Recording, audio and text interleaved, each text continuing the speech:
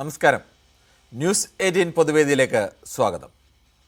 വരൂ, നിങ്ങൾ ഞങ്ങളെ പറ്റിച്ചോളൂ. പറ്റിക്കപ്പെടാൻ റെഡിയായി നിൽക്കുകയാണ് ഞങ്ങൾ. ആട് തേക്ക് മാഞ്ചിയം കാലം മുതൽ ഇങ്ങ് ഓൺലൈൻ ലോൺ ആപ്പ് തട്ടിപ്പ് വരെയുള്ള എല്ലാ കാലത്തും മലയാളികൾക്ക് യോജിച്ച വാചകമാണിത്. ലോകത്തെവിടെയുമുള്ള തട്ടിപ്പുകാരുടെ ഇഷ്ടകേന്ദ്രമാണ് കേരളവും മലയാളികളും. ഓൺലൈൻ തട്ടിപ്പുകളുടെ ഞെട്ടിക്കുന്ന കഥകൾ ദിവസവും ഒന്നെങ്കിലും മാധ്യമങ്ങളിലൂടെ അറിയുന്നവരാണ് നമ്മൾ.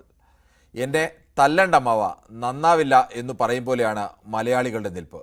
ഏറ്റവും ഒടുവിലത്തെ വാർത്ത പെരുമ്പാവൂർ വേങ്ങൂർ എടപ്പാറ സ്വദേശിനി ആരതിയെ ഇന്നലെ ഉച്ചയോടെ കിടപ്പുമുറിയിൽ തൂങ്ങി മരിച്ച നിലയിൽ കണ്ടെത്തിയതാണ്. യുവതിയുടെയും ഭർത്താവിൻ്റെയും ഫോണിലേക്ക് നഗ്ന ഫോട്ടോകൾ അയച്ചു നൽകി ഓൺലൈൻ ലോൺ ദാതാക്കൾ ഭീഷണിപ്പെടുത്തിയെന്ന് ബന്ധുക്കൾ പറയുന്നു.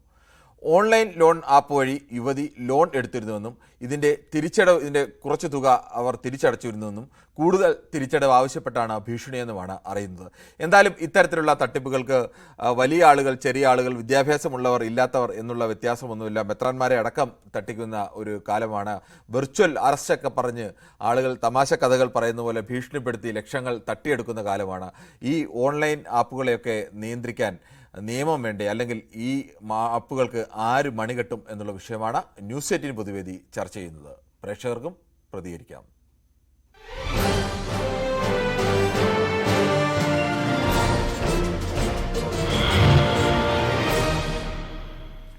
വടകരയിൽ നിന്ന് ബാലകൃഷ്ണനാണ് ആദ്യ പ്രേക്ഷകരെ എത്തുന്നത്. ശ്രീ ബാലകൃഷ്ണൻ, എല്ലാ ദിവസവും ചാനൽ കണ്ടാലും അല്ലെങ്കിൽ പത്രങ്ങൾ വായിച്ചാലും ഏതെങ്കിലുമൊക്കെ ഓൺലൈൻ തട്ടിപ്പിൻ്റെ കഥകൾ വായിക്കാതെ നമുക്ക് മുന്നോട്ട് പോകാൻ കഴിയില്ല. അത്രമേൽ വ്യാപകമാണ് ഈ തട്ടിപ്പ്. എന്നിട്ടും നമ്മൾ എന്താണ് ഈ മലയാളികൾ ഇങ്ങനെ ഈ തട്ടിപ്പിന് നിന്നു കൊടുക്കേണ്ടി വരുന്നത്? ഹലോ ശ്രീ ബാലകൃഷ്ണൻ, പറയാം. സർ, കേരളത്തിലെ നമ്മള് വിദ്യാഭ്യാസമുള്ളവരായില്ലാത്തവരായാലും വേഗം പണക്കാരാവണം. അതാണ് ഇവിടുത്തെ ചിന്താഗതി. ഇപ്പൊ നമ്മുടെ നാട്ടിൽ തന്നെ പൊതുവിലത്തെ അവസ്ഥ എന്ന് വെച്ചാൽ ഇവിടെ ബംഗാളിൽ നിന്ന് വരുന്നവർക്ക് ഇഷ്ടംപോലെ ജോലിയുണ്ട്, നാട്ടുജോലികൾ. അതേസമയത്ത് നമ്മുടെ നാട്ടിലുള്ളവർക്കില്ല. അവർക്ക് 2 മണിക്കൂറേ പണി ചെയ്യാൻ പറ്റും. അപ്പൊ ഇവരെല്ലാം എളുപ്പത്തിൽ പൈസ ഉണ്ടാക്കാന്നുള്ള ഒരു ധാരണയിൽ മാത്രം നീങ്ങുന്നതാണ്, അല്ലാതെ വേറൊരു കാര്യം ഇതിലില്ല. കാരണം ഇത്ര തട്ടിപ്പുകളൊന്നും നമ്മളെ മുമ്പിൽ വന്നതല്ലേ, ഇവർക്ക് കൊടും തട്ടിപ്പാണെന്ന് പല പ്രാവശ്യം നമ്മൾക്ക് അനുഭവപ്പെട്ടതാണ്. അപ്പൊ ഇവർക്കൊക്കെ ധാരണ എന്താ വെച്ചാൽ പെട്ടെന്ന് പണക്കാരാവാനുള്ള മാർഗം മാത്രമേ മലയാളി ചിന്തിക്കുന്നുള്ളൂ. അതിന് എന്ത് നിയമം കൊണ്ടുവന്നാലും മലയാളി പഠിക്കുമെന്ന് എനിക്ക് തോന്നുന്നില്ല. കാരണം ഞാൻ മനസ്സിലാക്കിയെടുത്തോളം എല്ലാവർക്കും പെട്ടെന്ന് പണക്കാരനാവും.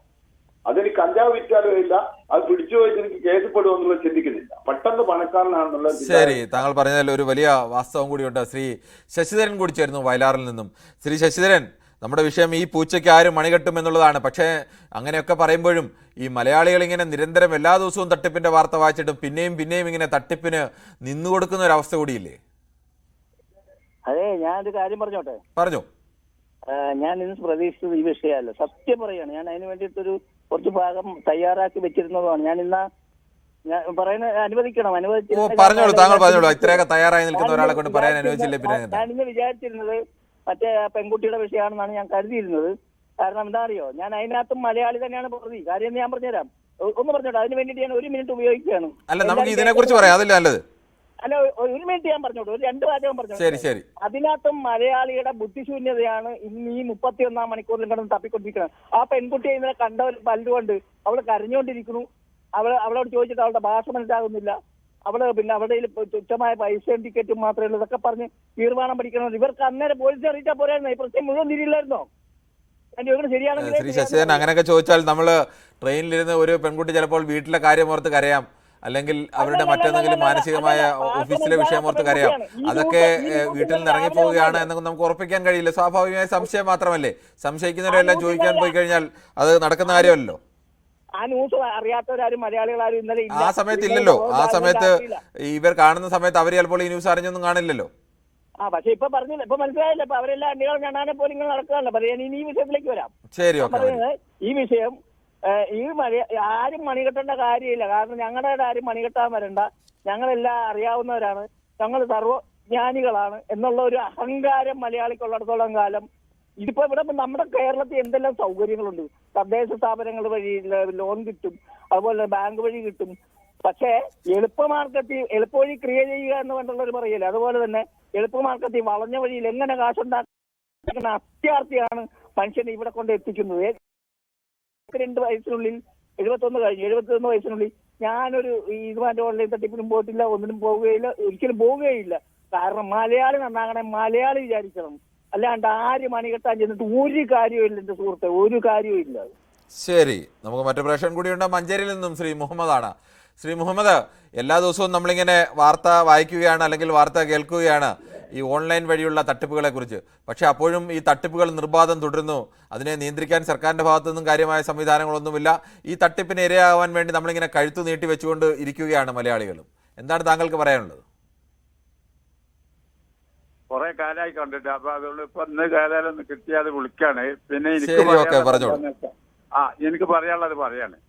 ഇത് യാതൊരുവിധ മണികെട്ടലും ചെയ്യരുത്.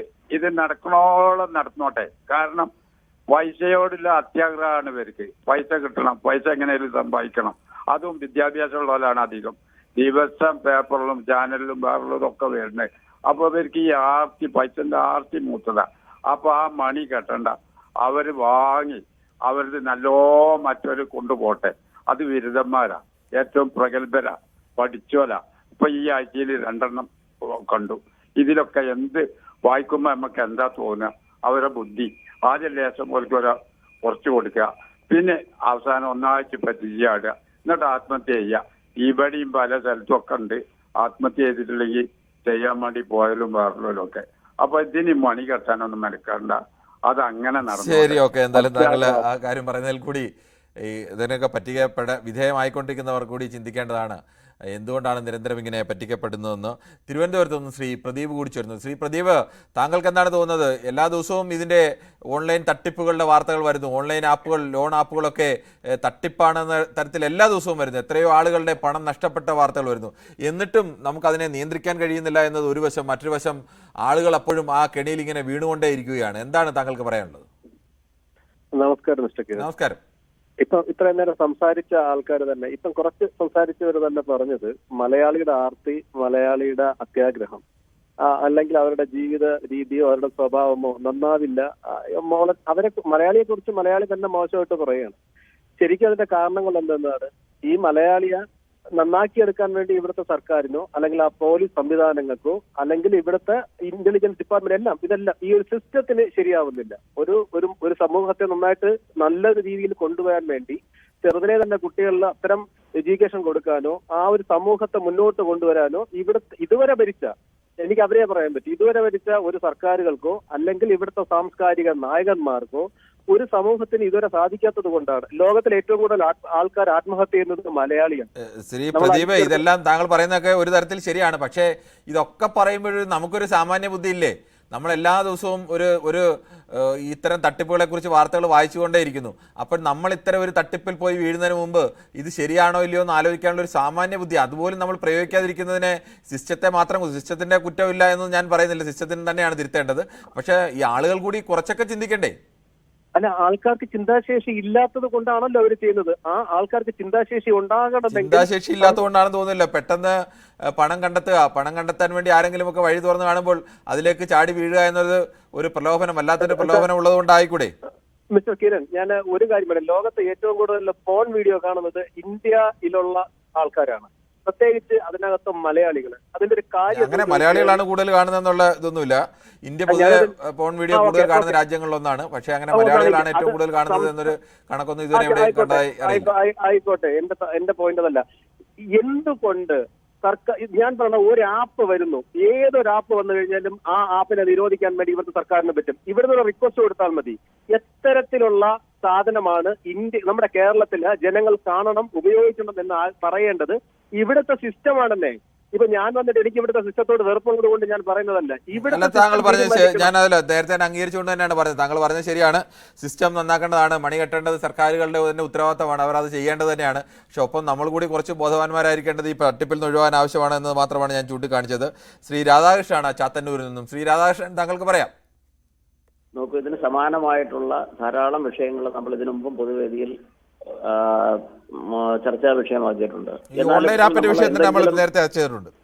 അതെ, ഇന്ന് ഏതെങ്കിലും ഒരു വിഷയം ഉണ്ടാകുമ്പോൾ നമ്മൾ സ്വാഭാവികമായിട്ടും അതിനെ നമുക്ക് കഴിയുള്ളൂ. ഏതെങ്കിലും അദ്ദേഹത്തിൻ്റെ ടെലിഫോൺ ബന്ധത്തിൽ ചില തകരാറുണ്ടെന്ന് തോന്നുന്നു. ശ്രീ ദാസനാണ് കണ്ണൂരിൽ നിന്നും. ശ്രീ ദാസൻ, താങ്കൾക്ക് പറയാം. ഇത് നമുക്ക് പെട്ടെന്ന് സാമ്പത്തികമായിട്ട് പ്രയാസം ഉണ്ടാകുമ്പോൾ വേറൊന്നും ചിന്തിക്കാണ്ട് ആൾക്കാർ ഇതിന്റെ പിന്നാലെ പോവാ.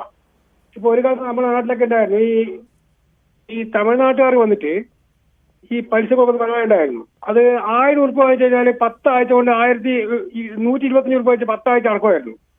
അപ്പൊ അതൊക്കെ എന്ന് വെച്ചാൽ അന്നേ ഇതെല്ലാം 100% പൈസ വാങ്ങുന്ന പരിപാടിയായിരുന്നു. അപ്പൊ അതിപ്പോ കുറെ കുറഞ്ഞു പോയി. ഇപ്പൊ ആൾക്കാർക്ക് ജനങ്ങളുടെ കയ്യിൽ പൈസ ഇല്ല. അപ്പൊ അന്നേരം ഏത് തരത്തിൽ കിട്ടും അത് നോക്കുന്നത്. അപ്പൊ ഈ നിയമം മൂലം ഈ ഓൺലൈൻ സംവിധാനങ്ങള് നിരോധിക്കാനും ഗവൺമെന്റ് തയ്യാറാവണം. കാര്യം ആൾക്കാരെ ഈ അത്യാവശ്യ ബുദ്ധിമുട്ടിന് ഇവരെല്ലാം കൂടി ഉപയോഗിക്കുക. ഇതൊരു വലിയ പ്രശ്നം. ജനങ്ങളെ പറഞ്ഞിട്ട് കാര്യമില്ല.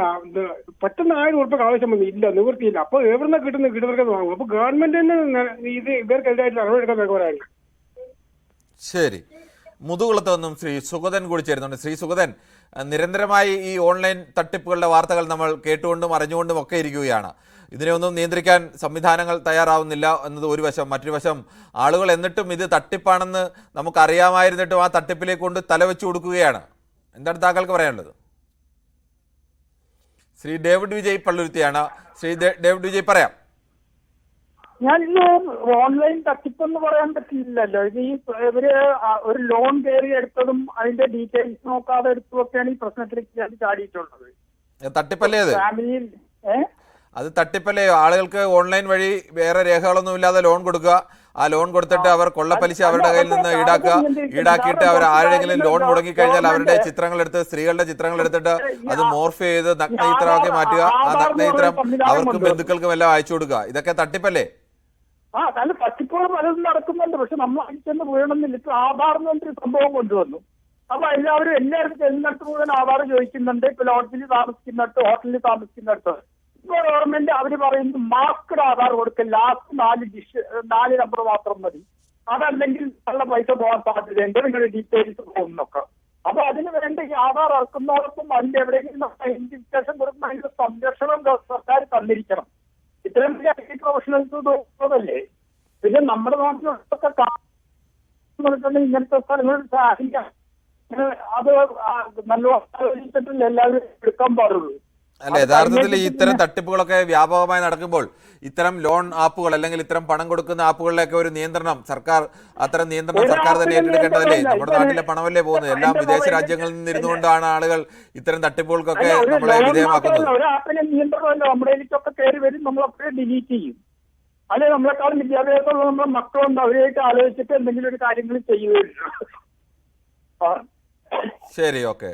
ശ്രീ ഡേവിഡ് വിജയാണ് ഈ വിഷയത്തിൽ ചൂണ്ടിക്കാണിച്ചത്. ഇതുവരെ ചൂണ്ടിക്കാണിക്കുന്ന പ്രധാനപ്പെട്ട ആളുകളെല്ലാം തന്നെ പറയുന്ന ഒന്നാണ്, ഇതിൻ്റെ സർക്കാരിൻ്റെ ഭാഗത്ത് നിന്ന് നിയന്ത്രണം വേണം ഒരു ഭാഗം, മറുഭാഗത്ത് പറയുന്നത് മനുഷ്യന് പണത്തോടുള്ള ഒരു അത്യാർത്തി, ഏത് വിധേനയും പണക്കാരനാവും അല്ലെങ്കിൽ ഏത് വിധേനയും തൻ്റെ സാമ്പത്തിക ആവശ്യങ്ങൾ നിറവേറ്റപ്പെടാം എന്ന് കാണുമ്പോൾ അതുവരെ നമ്മുടെ മനസ്സിലുണ്ടായിരുന്ന അറിവുകളെ വകതിരിവുകളെ ഒക്കെ മാറ്റിവെച്ചുകൊണ്ട് ആ കെണിയിലേക്ക് വീണ് കൊടുത്തുകൊണ്ടിരിക്കുകയാണ് മലയാളികൾ. അതുകൊണ്ട് തന്നെയാണ് നിരന്തരം ഒരേ സ്ഥലത്ത് തന്നെ ഇത്തരം തട്ടിപ്പുകാർ വിരാജിക്കുന്നത്. അവർ നിരന്തരം വലവീശി പിടിക്കുന്നത് കൂടുതൽ മലയാളികളെ അല്ലെങ്കിൽ കേരളീയരെ കൂടുതൽ വലവീശി പിടിക്കുന്ന ഒരു അവസ്ഥയൊക്കെ ഉള്ളത്. ഇത്തരം തട്ടിപ്പുകളുടെ വാർത്തകൾ നിരന്തരം കാണുകയും പോലീസ് തന്നെ പലതവണ ഇതിന് മുന്നറിയിപ്പ് നൽകുകയും മാധ്യമങ്ങൾ എത്രയോ തവണ ഇത്തരം വാർത്തകൾ നൽകുന്നു. അത് കാണുമ്പോഴെങ്കിലും എൻ്റെ മുന്നിൽ വരുന്ന ആപ്പ് എനിക്ക് അല്ലെങ്കിൽ 1000 തരാം, 10,000 തരാം, ലക്ഷം തരാം എന്ന് പറയുന്ന ആപ്പ് തെറ്റായ ഒരു ആപ്പാണ്. ഈ ആപ്പൊക്കെ ഇൻസ്റ്റാൾ ചെയ്ത് കഴിഞ്ഞാൽ നമ്മുടെ ഫോണിലെ സർവ്വ രഹസ്യങ്ങളും അവർ ചോർത്തിക്കൊണ്ടു പോവുകയും നാളെ അത് നമുക്കെതിരെ ഉപയോഗിക്കുകയും ചെയ്യുമെന്നൊക്കെ തിരിച്ചറിയാൻ സാധാരണഗതിയിൽ മലയാളികൾ മിക്ക പേരും, മഹാഭൂരിപക്ഷം പേരും പത്രം വായിക്കുകയോ ടെലിവിഷൻ കാണുകയോ ഒക്കെ ചെയ്യുന്നവരാണ്. പക്ഷെ അത്തരം തിരിച്ചറിവുകൾ നമുക്ക് ഉണ്ടാവുന്നില്ല. നമ്മൾ വീണ്ടും എന്നാണോ ആട് മാഞ്ചിയം തേക്കിൻ്റെ കാലത്ത് അതിങ്ങനെ ഇരട്ടിച്ച് വൻ കോടീശ്വരന്മാരാകുമെന്നൊക്കെ നമ്മൾ സ്വപ്നം കണ്ടത്, ആ മട്ടിൽ തന്നെ ഇപ്പോഴും ആളുകൾ അങ്ങനെ സ്വപ്നം കാണുകയാണ്. ഇവർ തന്നെ ആദ്യം കുറച്ച് പൈസ ഒക്കെ ഈ സ്ത്രീക്ക് കിട്ടിയെന്ന് പറയപ്പെടുന്നു. അപ്പോൾ അതിനുശേഷം അങ്ങനെ പണം കിട്ടിയപ്പോൾ തന്നെ ഭർത്താവ് തന്നെ ചൂണ്ടിക്കാണിച്ചാണ് ഇങ്ങനെ ഇതിൽ ചില തട്ടിപ്പുണ്ടെന്ന്. പിന്നീട് സ്വന്തം പൈസയും വീട്ടുകാരുടെ ഒക്കെ അക്കൗണ്ടിലെ പൈസയും ഒക്കെ ഉപയോഗിച്ചു. അവസാനം അതിനുവേണ്ടി ലോൺ എടുക്കേണ്ടി വന്നു. ലോൺ തിരിച്ചടയ്ക്കാൻ കഴിയാതെ വന്നു. അവരുടെ നഗ്നചിത്രങ്ങൾ, മോർഫ് ചെയ്ത ചിത്രങ്ങളൊക്കെ ഭർത്താവിൻ്റെയും മറ്റ് ബന്ധുക്കളുടെയും ഒക്കെ മൊബൈലിലേക്ക് അയച്ചു കൊടുക്കുന്നു. ഇതിൽ മനംനൊന്ത് യുവതി ആത്മഹത്യ ചെയ്തു എന്നാണ് ഇപ്പോൾ നമ്മൾ മനസ്സിലാക്കുന്നത്. അതിൻ്റെ പൂർണ്ണ വിശദാംശങ്ങൾ ഇപ്പോൾ ലഭ്യമല്ല. സമാനമായ നിരവധി സംഭവങ്ങൾ കേരളത്തിൽ മുമ്പും ഉണ്ടായിട്ടുണ്ട്. താനും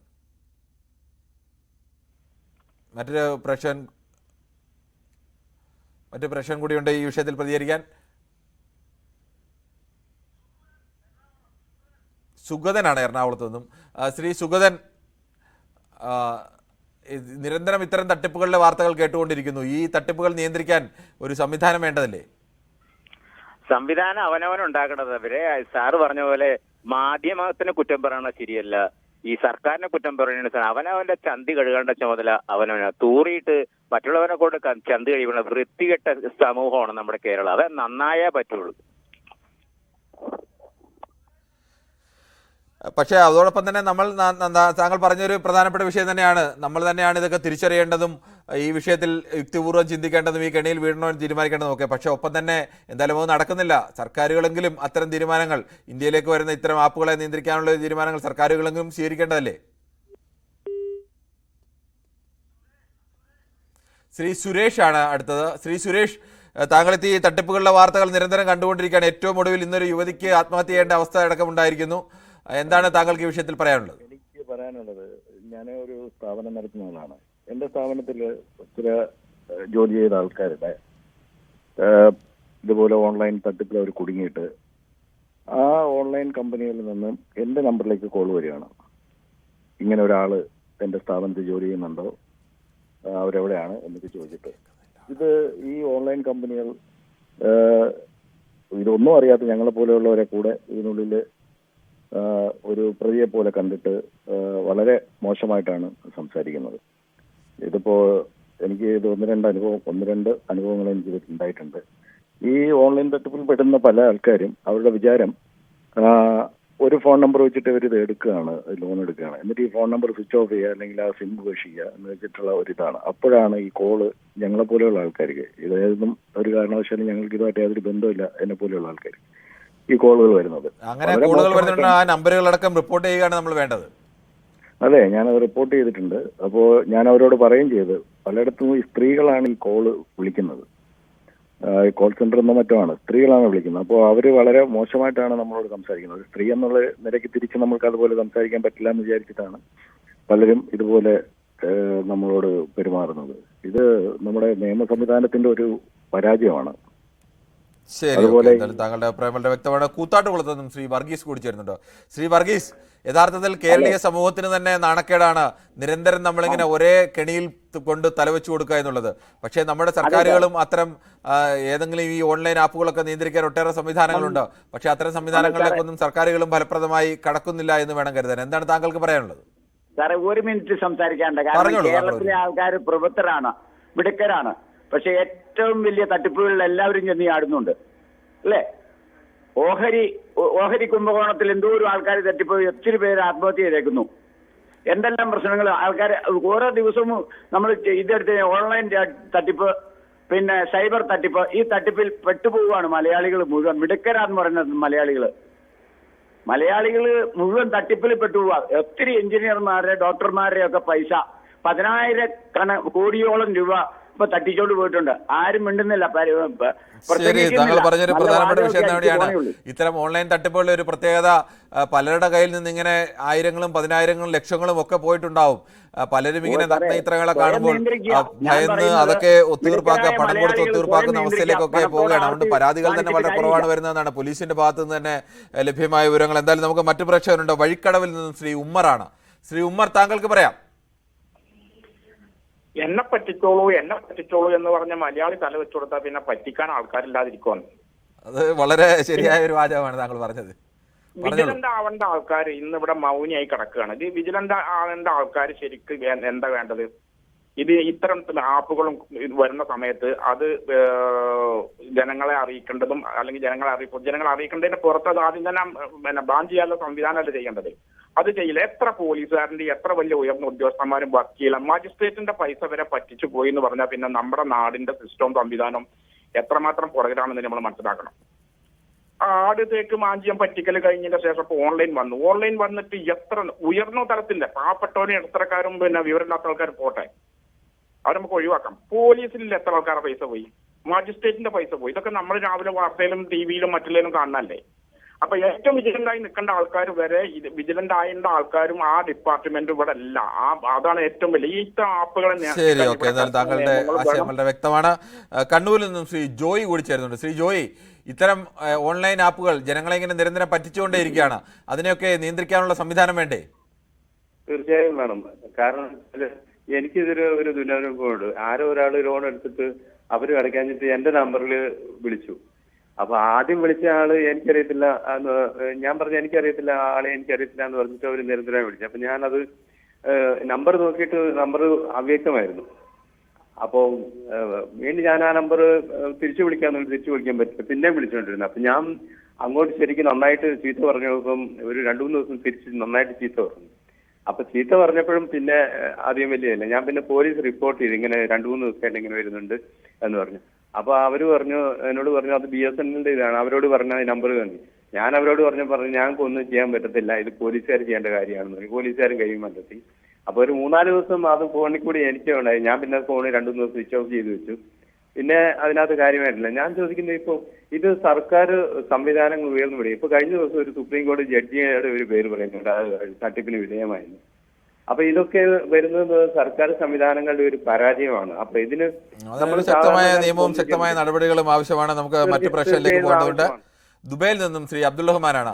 ശ്രീ അബ്ദുൾ റഹ്മാൻ, ഈ പറ്റിക്കപ്പെടുന്നവരിൽ മലയാളികൾ എന്ന് പറയുമ്പോൾ ഈ പ്രവാസികളായ മലയാളികളും വലിയ തോതിലുണ്ട്. പ്രവാസ ലോകത്തൊക്കെ പോയി ഒരുപാട് ജീവിതം മുഴുവൻ അധ്വാനിച്ചതിൽ നിന്നുണ്ടാക്കുന്ന പണമടക്കം ഇത്തരം തട്ടിപ്പുകാരുടെ കയ്യിൽ പെട്ടുപോയി നഷ്ടപ്പെട്ടു പോയ നിരവധി ആളുകളെ ചിലപ്പോൾ താങ്കൾ കൂടി നേരിട്ടറിയാവുന്ന പലരും കാണും.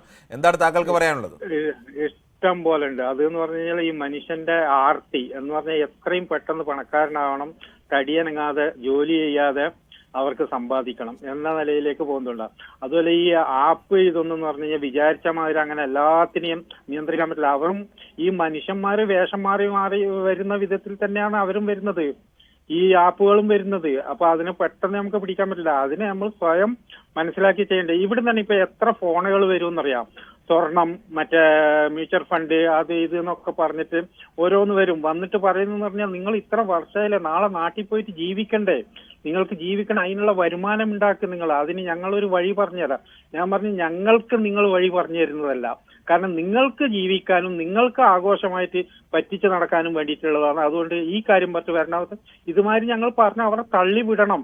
അല്ലാതെന്ന് പറഞ്ഞാൽ ഇവരുടെ ഓരോ പണത്തിന്റെ വാക്ക്, കാരണം ഇവർ നമ്മളടുത്ത് 1 ലക്ഷം മേടിച്ചിട്ട് അടുത്ത പ്രാവശ്യം തരുന്നത് 1,10,000 നമ്മൾക്ക് തിരിച്ചു തരും. വീണ്ടും ഇവർ 5 ലക്ഷം മേടിക്കുന്നത്. അങ്ങനെ ആയിട്ടാണ് നമ്മൾ കടക്കാരായിട്ട് ഇതായിട്ട് ഇങ്ങനെ ആവുന്നത്. അപ്പം മനുഷ്യൻ നമ്മളെ മലയാളികളുടെ ഇപ്പൊ ഞാൻ തന്നെ നാട്ടിൽ പോയി കഴിഞ്ഞാൽ അതിശയിച്ചു പോകും. കാരണം നമ്മൾ പ്രവാസികളെ കയ്യിൽ ഉള്ളതിനേക്കാൾ കൂടുതൽ നാട്ടിലുള്ള സാധാരണക്കാരന്റെ കയ്യിൽ പണവുമുണ്ട്. അവൻ കയറുന്ന ഷോപ്പിംഗ് മാളും അവർ കയറുന്ന വലിയ വലിയ റെസ്റ്റോറന്റും കാണുമ്പോൾ ഞങ്ങൾ വിചാരിക്കും വിദേശത്ത് പോയിട്ട് ഞങ്ങൾ എന്തിനാ ഇങ്ങനെ കഷ്ടപ്പെടുന്നത്. കാരണം ഇങ്ങനെയുള്ള ഈ പണങ്ങളിലൊക്കെ. തൃശ്ശൂരിൽ നിന്നും ശ്രീ ശിവജി കൂടി ചേരുന്നുണ്ട്. ശ്രീ ശിവജി, ഏറ്റവും കൂടുതൽ തട്ടിപ്പിന് ഇരയാകുന്നവർ നിരന്തരം ഒരേ തരം തട്ടിപ്പിന് തന്നെ ഇരയായിക്കൊണ്ടിരിക്കുന്ന മനുഷ്യർ. ചിലരൊക്കെ പറയുമല്ലോ, കണ്ടാലും കൊണ്ടാലും പഠിക്കാത്തവർ എന്നൊക്കെ പറയുന്ന അതേ അവസ്ഥയിലാണ് ചിലപ്പോൾ മലയാളികൾ നിൽക്കുന്നത്. നമ്മളങ്ങനെ നിന്നു കൊടുക്കുന്നു. അത് നിയന്ത്രിക്കേണ്ട സർക്കാരുകൾ അതിന് ഏതെങ്കിലും വഴി കാണുന്നുമില്ല. എന്താണ് താങ്കൾക്ക് പറയാനുള്ളത്? കിരൺ സാറ്, ദയവായി ഒരു നിമിഷം ഇടപെടാതെ നിന്നാൽ ഞാനൊരു കാര്യം പറയാം. പറഞ്ഞോളൂ. മോൺസൺ മാവുങ്കലിന്റെ അംശവടിയും പിടിച്ച് ആ കസേരയിൽ ഇരുന്ന വ്യക്തിയുടെ പേര് നമ്മുടെ പോലീസിന്റെ മേധാവി, അതിന്റെ കൂടെ നിന്നത് സുഹൃത്ത് സുരേന്ദ്രൻ പോലീസ്. ഇതാണ് ഈ ലോകം. നമ്മളെ കാണിച്ചിരുന്നത് നമ്മളെ പ്രതീകമായി നിൽക്കേണ്ട ആൾക്കാർ തന്നെ തട്ടിപ്പിന്റെ ആൾക്കാരായിട്ട് നമ്മുടെ മുമ്പിൽ കണ്ടുകൊണ്ടിരിക്കുക. പിന്നെ മലയാളി പ്രബുദ്ധനാണ്, പുളിയാണ് എന്നൊക്കെ പറഞ്ഞാണ്.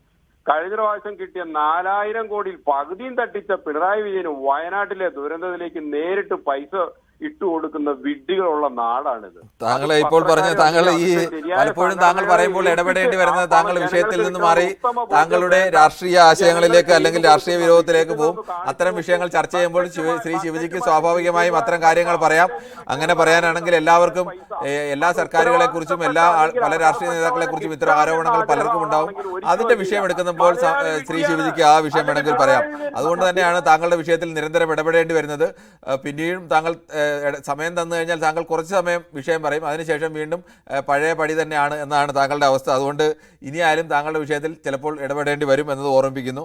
നമുക്ക് മറ്റൊരു പ്രേക്ഷകരുണ്ട്. ഗോപനാണ് തൃശ്ശൂരിൽ നിന്നും. ശ്രീ ഗോപൻ, താങ്കൾക്ക് പറയാം. ഞാന് ഒരു 25,000 റുപ്യ ഒരു കമ്പനിക്ക് അയച്ചു കൊടുത്തു. എന്തിനു വേണ്ടി അയച്ചു കൊടുത്താണ്? അയച്ചു തരാന്ന് പറഞ്ഞു. എന്താണ്? ഞാൻ വിളിക്കുമ്പോ പറയാള് ഹോസ്പിറ്റലിലാണ്. താങ്കൾ എന്തിനു വേണ്ടി അയച്ചു കൊടുത്താണ്? താങ്കളെ ടി വി മ്യൂട്ട് ചെയ്യൂ. ഞാൻ അയച്ചത് ബാങ്ക് വഴിയാണ് അയച്ചത് ഈ പൈസ. അല്ല, താങ്കൾ ടി വി മ്യൂട്ട് ചെയ്യൂ. അതെയോ? ഓക്കെ ഓക്കെ ഓക്കെ, ഒരു മിനിറ്റ്, സോറി.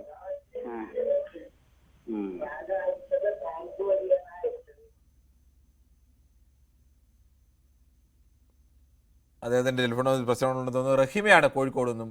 റഹീമ, നമ്മൾ നമസ്കാരം. നമസ്കാരം. പറഞ്ഞോളൂ. സാറേ, നമസ്കാരം, പറഞ്ഞോളൂ.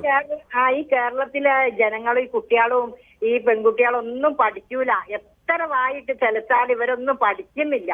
അതാണ് വല്ലാത്തൊരു വിഷമം. ഈ ഫോണിൽ ഇങ്ങനെ കളിച്ച് ഇവരിങ്ങനെ നല്ല സൂയിപ്പിച്ച് ഫോണിൽ കളിച്ച് ഇവർക്ക് പൈസ അങ്ങോട്ട് പോണത് അറിയുന്നില്ല. എത്ര പറഞ്ഞാലും കേൾക്കാത്ത ഒരു കുട്ടികളാണ് ഈ കോളേജ് കുട്ടികൾ. അല്ലെങ്കിൽ ഒരു മോനില്ലേ, ആ മോനെ ഓർത്തിട്ടെങ്കിലും ഒന്ന് ഫോണ് നിർത്തിക്കൂടെ അവർക്ക്? ശരി, എന്തായാലും താങ്കളുടെ ഒരു മുതിർന്ന പൗര എന്ന നിലയ്ക്ക് താങ്കളുടെ വികാരത്തെ ഞങ്ങൾക്ക് മനസ്സിലാവുന്നു. എന്തായാലും ഈ ഇതിൽ പങ്കെടുത്ത മഹാഭൂരിപക്ഷം പേരും ചൂണ്ടിക്കാണിച്ചത് ഒന്ന് രണ്ട് വിഷയങ്ങളാണ്. ഒന്ന്, ഏത് വിധേനയും വേഗത്തിൽ നേരാ മാർഗത്തിലല്ലാതെ പണമുണ്ടാക്കാമെന്ന് കണ്ടു കഴിഞ്ഞാൽ, അല്ലെങ്കിൽ നമ്മളുടെ പണത്തിൻ്റെ ആവശ്യം ഏത് മാർഗത്തിലൂടെയും നിവർത്തിക്കാമെന്ന് കണ്ടു കഴിഞ്ഞാൽ ആ കെണികളിലേക്ക് മലയാളികൾ പോയി വീഴുന്നുണ്ട്. അതോടൊപ്പം തന്നെ ഇതിനെല്ലാം നിയന്ത്രിക്കാൻ ഉത്തരവാദിത്തപ്പെട്ട സർക്കാരുകൾ ഇത്തരം ആപ്പുകളെ നിയന്ത്രിക്കാൻ വേണ്ടിയുള്ള ശക്തമായ നിയമ നടപടികൾ സ്വീകരിക്കേണ്ടതുമാണ്. ഇത്തരം അഭിപ്രായങ്ങളാണ് പ്രേക്ഷകരുടെ ഭാഗത്തു നിന്ന് ഉയർന്നത്. നാളെയും ഇതേ സമയം ന്യൂസ് 18 പൊതുവേദി മറ്റൊരു വിഷയവുമായി.